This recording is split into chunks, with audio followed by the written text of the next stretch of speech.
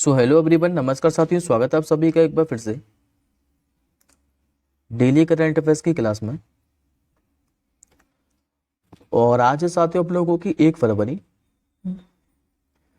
और आज हम सभी 1 फरवरी से बनने वाले जितने भी आप लोगों के मोस्ट इंपॉर्टेंट करंट अफेयर्स के प्रश्न बने, इन सभी प्रश्नों को हम इस क्लास के अंदर डिस्कस करेंगे। तो चलिए साथियों, बिना किसी देरी के अब हम लोग क्लास को शुरू करते हैं। लेकिन दोस्तों, जैसा कि आप सभी को ज्ञात है कि पहले हम लोग मात्र 2 मिनट के अंदर लास्ट क्लास के क्वेश्चनों को रिवीजन करते हैं। उसके बाद हम लोग आज के प्रश्नों को कवर करते हैं। तो एक बार मैं आपको 31 जनवरी के करंट अफेयर्स के प्रश्नों को क्विकली रिवाइज करा देता हूँ मात्र 2 मिनट के अंदर ही। उसके बाद हम लोग आज के क्वेश्चनों का डिस्कशन करेंगे। तो याद करिए साथियों, लास्ट क्लास के अंदर मैंने आप लोगों को पढ़ाया था कि जो 38वें राष्ट्रीय खेल है, इनका भी जो उद्घाटन है अभी कहाँ पर किया गया था, तो उत्तराखंड के अंदर। दूसरा क्वेश्चन मैंने आपको योजना से संबंधित पढ़ाया था। और एक साथ दोस्तों मैंने आपको 4 योजनाएं पढ़ाई थी जो कि एक ही राज्य के अंदर शुरू की गई है। तो चारों की चारों योजना मैंने आपको डिटेल में पढ़ाई थी, तो कल की एक बार आप लोग क्लास देख लीजिएगा। इसमें साथ जो इंदिरा आत्मीय भरोसा योजना है, इसके बारे में भी मैंने आपको पढ़ाया था। ये भी तेलंगाना के अंदर ही शुरू की गई है। अंतर्राष्ट्रीय सरस्वती महोत्सव के बारे में पूछे आप लोगों से, किसके अभी कहाँ पर शुरू हुआ है, तो हरियाणा के कुरुक्षेत्र के अंदर। गणतंत्र दिवस परेड 2025 में अभी किस राज्य या फिर केंद्र शासित प्रदेश की झांकी ने पहला स्थान प्राप्त किया था, तो ये दोस्तों उत्तर प्रदेश की झांकी ने किया था। राष्ट्रपति द्रौपदी मुर्मू जी ने भी प्रधानमंत्री जो राष्ट्रीय बाल पुरस्कार है 2025, ये कितने बच्चों को प्रदान किए थे इस बार, तो 17 बच्चों को। आईसीसी वुमेन चैंपियनशिप के बारे में बताया था मैंने आपको, इसका जो खिताब है अभी किसने जीता था, तो ऑस्ट्रेलिया ने। और लगातार दोस्तों ऑस्ट्रेलिया ने तीसरी बार ये खिताब जीता है। भारत की भी सबसे अमीर जो राजनीतिक पार्टी है, ये कौन सी बनी थी, तो बीजेपी पार्टी। भारत में जो शहीद दिवस है ये किस तारीख को मनाया जाता है, तो हर साल 30 जनवरी को। मेरीलेबन क्रिकेट क्लब के सलाहकार बोर्ड का सदस्य बताया था मैंने आपको, यह भी जय शाह को चुना गया है। किस रक्षा पीएसयू ने अभी सूरीनाम को भारत का पहला जो रक्षा निर्यात ऑर्डर है ये निष्पादित किया था। और ये साथियों ऑर्डर में निष्पादित क्या किया दिया, तो इसमें साथियों 4,500 वर्दियां क्या है कि हमने निर्यात की थी। और किसको, तो सूरीनाम को। और किसके द्वारा, तो ये आयुध निर्माण अबाड़ी के द्वारा। अभी T20 क्रिकेट इतिहास में सबसे अधिक जो रन बनाने वाले भारतीय विकेट कीपर है ये कौन बने थे, तो ये दोस्तों दिनेश कार्तिक बन गए। और इन्होंने किसका रिकॉर्ड तोड़ा था, तो MS धोनी का।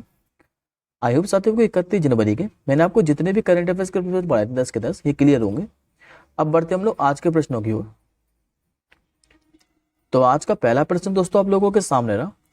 और ये आप लोगों से पूछ रहा है कि अभी भारत सरकार ने कितने वर्ष के लिए जो नेशनल क्रिटिकल मिनरल मिशन है ये अभी शुरू किया है।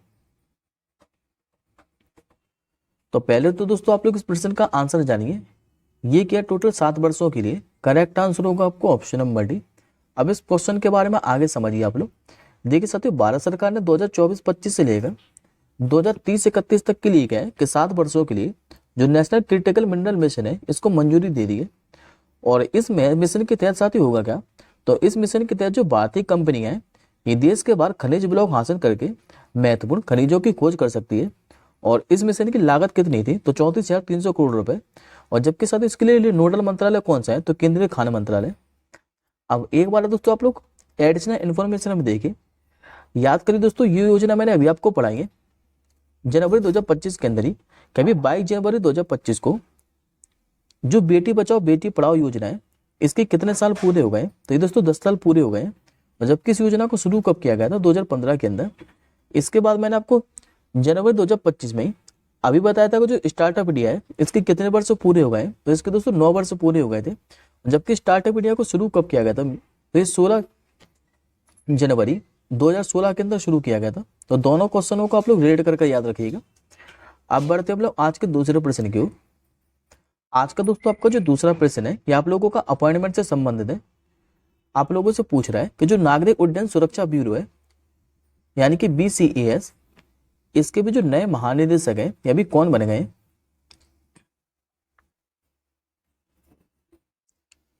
तो इनका नाम है साथियों राजेश निर्वाण। करेक्ट आंसर होगा आपको ऑप्शन नंबर डी। ये साथियों आपको जो इमेज में दिखाई दे रहे हैं यही है राजेश निर्वाण, जिनको भी नागरिक उड्डयन सुरक्षा ब्यूरो का नया महानिदेशक बना दिया गया। और राजेश निर्वाण की बात करें तो ये दोस्तों 1992 बैच के IPS अधिकारी हैं राजस्थान कैडर के। अब एक बार पहले हम लोग बात कर लेते हैं bureau of civil aviation security के बारे में। उसके बाद दोस्तों मैं आपको एडिशनल इन्फॉर्मेशन में बाकी के नाम और बताऊंगा, क्योंकि ये भी दोस्तों काफी ज्यादा महत्वपूर्ण है। जैसे कि साथियों जो bureau of civil aviation security है, ये सिविल एविएशन सिक्योरिटी की रेगुलेटरी अथॉरिटी है और ये मिनिस्ट्री ऑफ जो सिविल एविएशन है इसी के तहत अटैच ऑफिस के रूप में कार्य करता है। ये इसका काम क्या है, तो ये दोस्तों इसका जो काम है ये बाद में हवाई अड्डों, विमानों और जो सिविल एविएशन है इससे जुड़े सभी सुरक्षा मानकों को बनाए रखने के लिए इंटरनेशनल जो प्रोटोकॉल है इनके अनुरूप सुधार करना है। अब एक बार दोस्तों आप लोग एडिशनल इन्फॉर्मेशन में देखें, ये साथियों 2024 के अंदर ही अपॉइंटमेंट हुए हैं, जिसमें से एक तो इसमें से जो भुवनेश कुमार है ये भी 2025 के अंदर हुआ है, किनको भी जो UIDAI है इसका नया CEO बनाया गया था। सतीश कुमार का नाम याद करिए, ये 2024 के अंदर ही बने थे रेलवे बोर्ड के नए अध्यक्ष और ये CEO भी बने थे। साथ में ये किसके स्थान पर बने थे, तो जया वर्मा के स्थान पर। और मीनेश शाह का नाम याद करिए, ये राष्ट्रीय डेयरी विकास जो बोर्ड है इसके अभी अध्यक्ष बने थे। अब आज का आप लोग तीसरा प्रश्न देखिए। आज का तीसरा क्वेश्चन साथियों आप लोगों के सामने रहा और आप लोगों से पूछ रहा है कि जो अंतर्राष्ट्रीय पश्मीना महोत्सव है इसका जो आयोजन है यह भी किस देश में किया गया है। तो इसका दोस्तों जो आयोजन है यह भी नेपाल के अंदर किया है। करेक्ट आंसर होगा आपको ऑप्शन नंबर बी। अभी जो अंतर्राष्ट्रीय पश्मीना महोत्सव है इसका जो आयोजन है ये नेपाल देश में किया गया है। और इस महोत्सव में साथियों है क्या, तो इस महोत्सव में जो पश्मीना उद्योग है इससे जुड़े जो कारीगर हैं और व्यापारियों, ये खरीदारों इन्होंने भाग लिया है। और जबकि यदि आप लोगों से पूछे कि जो पश्मीना है ये ऊन किससे प्राप्त किया जाता है, तो एक नाम साथियों चांग थागी नाम की बकरी है, इसी के अंडरकोट से ये जो ऊन है पश्मीना ये प्राप्त किया जाता है। और बाद में यदि आप लोगों से पूछे जो पश्मीना को उत्पादन है ये कहाँ पर होता है, तो मुख्य रूप से साथियों जो लद्दाख और जम्मू कश्मीर है इसी एरिया में। अब एक बार आप लोग एडिशनल इन्फॉर्मेशन में देखिए, पहले हम लोग नेपाल के बारे में समझते हैं। नेपाल की राजधानी क्या है, तो काठमांडू। नेपाल में मुद्रा क्या चलती है, तो नेपाली रूपी। यहाँ के राष्ट्रपति कौन है, तो रामचंद्र पौडेल। प्रधानमंत्री कौन है, तो केपी शर्मा ओली। और याद करिए भारत और नेपाल के बीच में एक अभ्यास होता है जिसका नाम है सूर्यग्रहण अभ्यास। और ये फेस्टिवल दोस्तों मैंने अभी आपको पढ़ाया जनवरी महीने के अंदर ही कि जो तामुल लोसार महोत्सव है यह भी कहाँ पर शुरू हुआ था, तो नेपाल के अंदर ही। याद करिएगा इसी से रिलेट कर। अब बढ़ते हम लोग आज के चौथे प्रश्न की ओर। आज का चौथा क्वेश्चन दोस्तों आपका स्पोर्ट्स से संबंधित ही है। आप लोगों से पूछ रहा है कि अभी रणजी ट्रॉफी में सबसे ज्यादा सिक्स लगाने वाले जो बल्लेबाज हैं ये भी कौन बन गए। नाम है दोस्तों इनका शेल्डन जैक्सन। करेक्ट आंसर होगा आपको ऑप्शन नंबर सी। दरअसल जो शेल्डन जैक्सन है यह भी रणजी ट्रॉफी में सबसे ज्यादा सिक्स लगाने वाले बल्लेबाज बन गए और इन्होंने साथ ही ये जो उपलब्धि है ये 100 मैच में हासिल की है। और इसी के साथ ही रणजी में सबसे ज्यादा रन बनाने वाले सौराष्ट्र के तीसरे बल्लेबाज भी है। अच्छा, इन्होंने किसका रिकॉर्ड तोड़ा है, तो इन्होंने साथ ही रमन ओझा का रिकॉर्ड तोड़ा है, जिनका नाम कितने सिक्स का रिकॉर्ड है, तो 143 सिक्स का रिकॉर्ड। अब एक बार आप लोग एडिशनल इन्फॉर्मेशन में देखिए, ये क्वेश्चन मैंने अभी आपको रिवाइज कराया है कि जो दिनेश कार्तिक है ये भी T20 क्रिकेट में 361 पारियों में इन्होंने 7,451 रन बनाए, जो कि भी T20 क्रिकेट के इतिहास में सबसे अधिक रन बनाने वाले बल्लेबाज बन गए। अब बढ़ते हैं हम लोग आज के पांचवें क्वेश्चन की ओर। आज का दोस्तों आपका जो पांचवा क्वेश्चन है ये पुरस्कार से संबंधित है और इस पे आप लोग स्टार मार्क कर लीजिए। अब पांचवें क्वेश्चन के बाद साथ में आपको जितने भी क्वेश्चन बताऊंगा यहाँ से सारे के सारे महत्वपूर्ण क्वेश्चन है और इन क्वेश्चनों से आपको एक नया क्वेश्चन एग्जाम में देखने को मिल जाएगा। जैसे कि साथियों आप लोगों से ये क्वेश्चन पूछ रहा है कि अभी फरवरी 2025 में किसे लाइफ टाइम जो अचीवमेंट अवार्ड है इससे सम्मानित किया जाएगा। तो वैसे तो साथियों इस क्वेश्चन का जो आंसर है आप लोगों को इमेज में स्पष्ट दिखाई दे रहा है, यह भारत के महान बल्लेबाज सचिन तेंदुलकर साहब। करेक्ट आंसर होगा आपको ऑप्शन नंबर ए। दरअसल तो सचिन तेंदुलकर साहब को क्या है कि 2024 के लिए जो बोर्ड के वार्षिक समारोह है BCCI इसी के लाइफ टाइम अचीवमेंट पुरस्कार से सम्मानित किया जाएगा और उन्हें साथियों वर्ष 2024 के लिए प्रतिष्ठित जो C.K. Naidu life time achievement पुरस्कार है ये भी दिया जाएगा। बात करते पहले हम लोग BCCI के बारे में, यानी कि board of control for cricket in India. तो इसकी स्थापना 1928 के अंदर हुई थी। मुख्यालय महाराष्ट्र के मुंबई में। अध्यक्ष जिसके वर्तमान में कौन है, तो रोजर बिन्नी। उपाध्यक्ष के राजीव शुक्ला। और याद करिए दोस्तों अभी इसके नए सचिव बने थे देवजीत सकैया, जिनका नाम मैंने आपको पढ़ाया था। इसके अलावा एडिशनल इन्फॉर्मेशन में मैंने आपको अभी 2 क्वेश्चन और पढ़ाए थे BCCI से ही। याद करिए मैंने आपको बताया था टीम इंडिया का अभी जो नया बल्लेबाजी कोच है ये किसे बनाया गया था, तो सितांशु कोटा को। और जबकि जो अरुण मिश्रा है इनको भी BCCI का लोकपाल नियुक्त किया गया था। याद करिए दोनों के दोनों क्वेश्चन मैंने आपको रिसेंटली पढ़ाए थे। अब बढ़ते हैं हम लोग आज के छठवें क्वेश्चन की ओर। आज का छठवां क्वेश्चन दोस्तों आप लोगों से पूछ रहा है कि निम्नलिखित में से कौन सा देश है जो कि अवैध प्रवासियों को जो ग्वांतानामो जेल है ये भेजने जा रहा है। तो ऐसा करने वाला साथों जो देश है ये अमेरिका बना है। अभी साथों अमेरिका के जैसे ही राष्ट्रपति बने डोनाल्ड ट्रंप, इन्होंने कई सारे फैसले लिए और उनमें से एक फैसला ये भी है कि जो अवैध प्रवासी हैं इनको ये ग्वांतानामो जेल भेजेगा। और डोनाल्ड ट्रंप ने साथ ही क्यूबा के अंदर जो ग्वांतानामो जेल है यहाँ पर अमेरिकी नौसेना बेस पर 30,000 लोगों की क्षमता वाला प्रवासी एक हिरासत केंद्र बनाने की घोषणा की है। और इस जेल में उन अवैध प्रवासियों को रखा जाएगा जो किसी क्रिमिनल एक्टिविटी में शामिल रहे। ग्वांतेमाला बे की बात करें तो यहाँ पर दोस्तों अमेरिकी सैन्य अड्डा है जहां संदिग्ध जो आतंकवादी है इनको रखा जाता है। बात करते हैं हम लोग अमेरिका से संबंधित पहले करंट अफेयर्स के प्रश्नों के बारे में। तो ये साथी सभी की सभी घोषणा जो है यह भी डोनाल्ड ट्रंप ने की है 47वें नंबर के राष्ट्रपति पद की शपथ लेने के बाद। जैसे कि साथी ग्लोबल फायर पावर इंडेक्स से याद करिए, मैंने आपको बताया था इसमें जो अमेरिका है ये पहले स्थान पर था। दूसरे स्थान पर कौन सा था देश, तो रूस। तीसरे स्थान पर था चीन और चौथे स्थान पर अपना प्यारा भारत था। अमेरिका भी विश्व स्वास्थ्य जो संगठन है यानी कि WHO इससे भी अलग हो गया है। अमेरिका ने जो पेरिस जलवायु समझौता है इससे भी बाहर होने का फैसला किया था। टिकटॉक पर भी इसने अभी बैन लगा दिया है। जो वर्ल्ड ईगल है इसको भी अमेरिका का राष्ट्रीय पक्षी भी घोषित किया था। और डोनाल्ड ट्रंप ने जो जन्मजात नागरिकता है इसको खत्म करने का भी घोषणा की थी। बात करते हैं अब हम लोग अमेरिका के बारे में। तो राजधानी यहाँ की वॉशिंगटन DC। मुद्रा क्या चलती है यहाँ पर, तो डॉलर। राष्ट्रपति मैं आपको बता चुका हूँ कि अभी 47वें नंबर के बने डोनाल्ड ट्रंप। उपराष्ट्रपति भी यहाँ के दोस्तों नए बने थे जिनका नाम है JD वेंस जो कि 50वें नंबर के थे। और नए विदेश मंत्री यहाँ के कौन बने थे, तो मार्को रूबिया जो कि 72वें नंबर के थे। अब बढ़ते हम लोग आज के 7वें क्वेश्चन की ओर। आज का दोस्तों आपका जो 7वां क्वेश्चन है ये इंडेक्स से संबंधित है। आप लोगों से पूछ रहा है कि भाई 2024 में जो घरेलू उड़ान है इनके लिए यात्री लोड फैक्टर में वैश्विक सूची में कौन सा जो देश है ये शीर्ष पर है। तो ये दोस्तों कोई और देश नहीं बल्कि अपने प्यारा भारत ही है। आंसर हो जाएगा आपका ऑप्शन नंबर बी। दरअसल अंतर्राष्ट्रीय जो वायु परिवहन संघ है इसने एक रिपोर्ट जारी करी है और इस रिपोर्ट के अनुसार भारत क्या है कि 2024 में 86.4% का यात्री भार कारक हासिल किया है जो कि विश्व स्तर पर सबसे अधिक है। भारत के विमान क्षेत्र में 2024 में देखें तो घरेलू उड़ानों में लगभग दोस्तों 163 मिलियन यात्री ने क्या है कि सफर किया है। अब पहले हम लोग शीर्ष स्थान वाले 3 देशों के बारे में और देख लेते हैं। जैसे कि साथी भारत में आप लोगों को बता चुका हूं इस सूची में पहले स्थान पर है 86.4% यात्री के साथ। संयुक्त राष्ट्र अमेरिका की बात करें तो ये साथी 84.1% के साथ दूसरे स्थान पर है और जबकि चीन है इसमें तीसरे स्थान पर। अब आज का आप लोग 8वां क्वेश्चन देखिए। आज का साथी आप लोगों को जो 8वां और 9वां क्वेश्चन है ये आज की क्लास के आपके सबसे महत्वपूर्ण क्वेश्चन है और इन दोनों क्वेश्चनों पे आप लोग डबल स्टार मार्क करके रखेंगे। तो पहले हम लोग 8वें क्वेश्चन के बारे में समझ लेते हैं। तो 8वां क्वेश्चन आप लोगों से पूछ रहा है कि अभी एक महिला अंतरिक्ष यात्री के द्वारा सबसे अधिक जो अंतरिक्ष चहलकदमी का रिकॉर्ड है यह भी किसने बनाया है। तो ये दोस्तों भारतीय मूल की सुनीता विलियम्स ने बनाया है। करेक्ट आंसर हो जाएगा आपको ऑप्शन नंबर डी। ये साथियों आपके सामने इमेज में सुनीता विलियम्स है जिन्होंने भी एक महिला अंतरिक्ष यात्री के रूप में अंतरिक्ष में सबसे अधिक चहलकदमी का रिकॉर्ड बना दिया है। अच्छा साथियों इनका समय कितना है, तो इन्होंने 62 घंटे 6 मिनट तक समय बताया। और यदि आप लोगों से पूछें कि इन्होंने किसका रिकॉर्ड तोड़ा है तो इन्होंने पैगी विल्सन का रिकॉर्ड तोड़ दिया है जिनका पिछला रिकॉर्ड कितना था, तो 60 घंटे 21 मिनट का।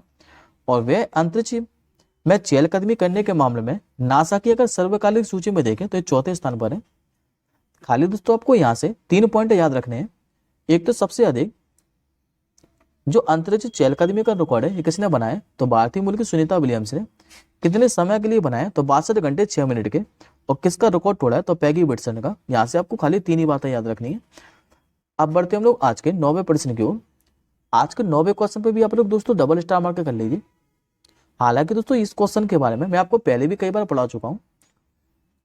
आप लोगों से ये क्वेश्चन पूछ रहा है कि जो अंतरराष्ट्रीय अंतरिक्ष स्टेशन है इसके लिए भी मिशन पर जाने वाले जो पहले भारतीय अंतरिक्ष यात्री हैं अभी कौन बनने जा रहे हैं। तो ये साथी कोई और नहीं बल्कि शुभांशी शुक्ला है। करेक्ट आंसर होगा आपको ऑप्शन नंबर डी। पहले दोस्तों आप लोग इमेज में देखिए शुभांशी शुक्ला को। ये आपके सामने इमेज में शुभांशी शुक्ला है जो कि अंतरराष्ट्रीय अंतरिक्ष स्टेशन के लिए अभी मिशन पर जाने वाले पहले भारतीय अंतरिक्ष यात्री बनने जा रहे हैं। अब इस क्वेश्चन के बारे में दोस्तों थोड़ा ध्यान से समझिएगा क्योंकि मैंने आपको पहले ही बोला है ये आज की क्लास के सबसे महत्वपूर्ण क्वेश्चन है आपके दो। तो यदि दोस्तों आप लोगों से पूछे कि जो शुभांशु शुक्ला है ये किस मिशन के तहत जाने वाले हैं, तो एक्सयूएम मिशन 4 के तहत, और ये पायलट के रूप में इनको चुना गया है। अच्छा, किस यान पर होकर ये दौरा करेंगे? तो जो शुभांशु शुक्ला है ये स्पेस एक्स का शब्द जो ड्रैगन अंतरिक्ष यान है इसी पर सवार होगा अंतर्राष्ट्रीय अंतरिक्ष स्टेशन का दौरा करेंगे। अब हम लोग बात करते हैं एक्सयूएम मिशन 4 के बारे में। तो ये मिशन साथियों अमेरिका का जो फ्लोरिडा है, यहाँ पे जो नासा का कैनेडी अंतरिक्ष यान है केंद्र है, यहीं से बसंत से पहले प्रक्षेपित किया जाएगा। और इस मिशन के साथ जो कमान है ये नासा की जो पूर्व अंतरिक्ष यात्री है जिनका नाम है पैगी विल्सन, ये संभालेगी। और जबकि इसमें जो शुभांशु शुक्ला है ये पायलट होंगे। वैसे तो साथ जो शुभांशु शुक्ला है ये अकेले नहीं जा रहे हैं, इनके साथ 3 अंतरिक्ष यात्री और जा रहे हैं। एक बार हम लोग इनके बारे में और देख लेते हैं, क्योंकि यहाँ से भी हो सकता है आप लोगों से क्वेश्चन पूछ ले। तो ये साथियों एक्सयूएम जो मिशन 4 है इसमें 4 अंतरिक्ष यात्रियों को चुना गया था, जिसमें से एक तो अमेरिका के हैं पैगी विल्सन, जो कि मिशन को क्या है कि कमांड करेंगी। इसके बाद जो शुभांशु शुक्ला है अपने भारत के, ये मिशन के पायलट होंगे। इसके अलावा जो शिला बोस उजनास की है, ये साथियों पोलैंड के अंतरिक्ष यात्री हैं और ये इस मिशन में विशेषज्ञ हैं। और जबकि जो टिबोर कपू है ये हंगरी के अंतरिक्ष यात्री हैं और ये भी इस मिशन के विशेषज्ञ हैं। तो चारों नाम आप लोगों को दोस्तों याद रखना है। अब बढ़ते हैं हम लोग आज के 10वें क्वेश्चन की ओर। आज का दोस्तों आपका जो 10वां क्वेश्चन है ये भी पुरस्कार से संबंधित ही है। आप लोगों से पूछ रहा है कि अभी बीसीसीआई का जो पॉली उमरीगर पुरस्कार है यह भी पुरुष वर्ग में किसे दिया गया है? तो बीसीसीआई का साथ जो पॉली उमरीगर पुरस्कार है ये पुरुष और महिला वर्ग में दिया जाता है। तो पुरुष वर्ग में ये जो पुरस्कार है ये जसप्रीत बुमराह को दिया है। करेक्ट आंसर होगा आपको ऑप्शन नंबर बी। दरअसल जसप्रीत बुमराह को क्या है कि 2023 और 2024 के दौरान पुरुष वर्ग में सर्वश्रेष्ठ अंतर्राष्ट्रीय क्रिकेटर के लिए पॉली उमरीगर पुरस्कार से सम्मानित किया है। और जसप्रीत बुमराह को यह अवार्ड दिया क्या है? तो उनकी असाधारण गेंदबाजी के लिए। और इसमें दोस्तों आप लोगों से महिला वर्ग में और पूछ सकता है। तो महिला वर्ग में ये जो पुरस्कार है ये भारत की स्मृति मंदाना को दिया है इनकी शानदार बल्लेबाजी के लिए। अब एक बार आप लोग एडिशनल इन्फॉर्मेशन में और देखिए, याद करें दोस्तों अभी आईसीसी ने मेंस टी20 क्रिकेटर ऑफ द ईयर 2024 ये किसे चुना था? तो भारत के तेज गेंदबाज अर्शदीप सिंह को। जबकि महिला टी20 क्रिकेटर ऑफ द ईयर ये किसे चुना था? तो अमेलिया केयर को, ये न्यूजीलैंड की है। अब बढ़ते हम लोग आज के 11वें क्वेश्चन की ओर। और ये दोस्तों आज के क्लास का आपका आखिरी प्रश्न है। आप लोगों से पूछ रहा है कि जो आर्थिक सर्वेक्षण है 2024-25 इसके अनुसार वित्तीय वर्ष 2026 में भारत के लिए जो अनुमानित जीडीपी विकास दर है ये कितनी रहने वाली है? तो ये दोस्तों 6.3% चलेगा 6.8% के बीच में। करेक्ट आंसर होगा आपको ऑप्शन नंबर डी। अब एक बार साथियों भारत की अर्थव्यवस्था के लिए विभिन्न एजेंसियों के पूर्वानुमान को हम लोग और देख लेते हैं। तो जैसे कि दोस्तों रिजर्व बैंक ऑफ इंडिया ने 2024-25 के लिए भारत की अर्थव्यवस्था दर का अनुमान कितना लगाया था? तो 6.6%। वर्ल्ड बैंक ने कितना लगाया? तो वर्ल्ड बैंक ने दोस्तों 2024-25 के लिए तो लगाया 7%, जबकि 2025-26 के लिए 6.7% लगाया।